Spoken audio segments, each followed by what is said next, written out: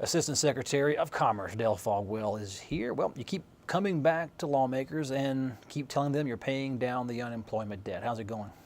That's going well. Your viewers may remember that North Carolina has the third highest debt in the United States behind New York and California. And we got that way through the economic slowdown of starting in 2008. In 2013, year just passed, we paid off almost $700 million of that debt. And our goal is to have it paid off by November 1st of 2015.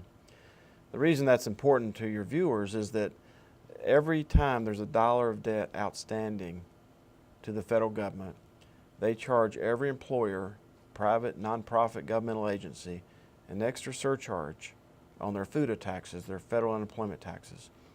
So our FUTA taxes for our employers are twice as high as 33 other states. And as long as this debt's outstanding, it goes even higher.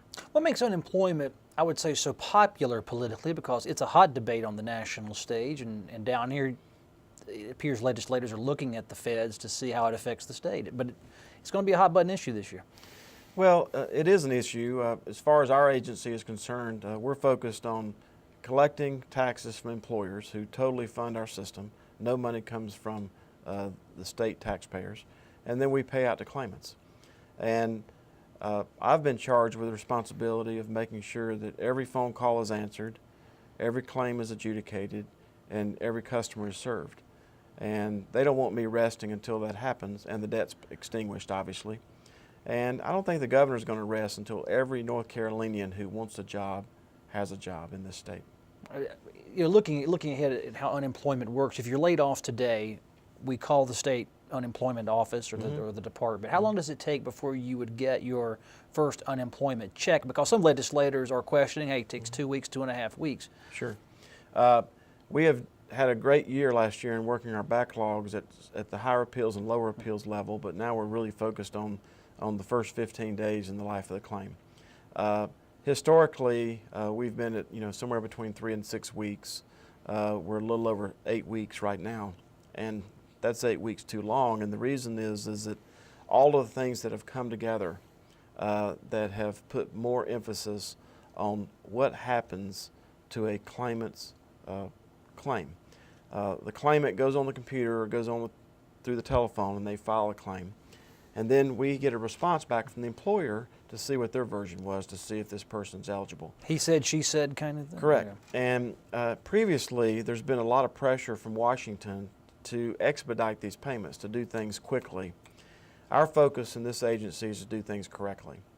And the reason that's important to your viewers is that we have a responsibility to the unemployed people of this state who are eligible for these benefits, that when we send them a check, they know that it belongs to them and that we're not going to come back after it. Do people try to work that system a lot?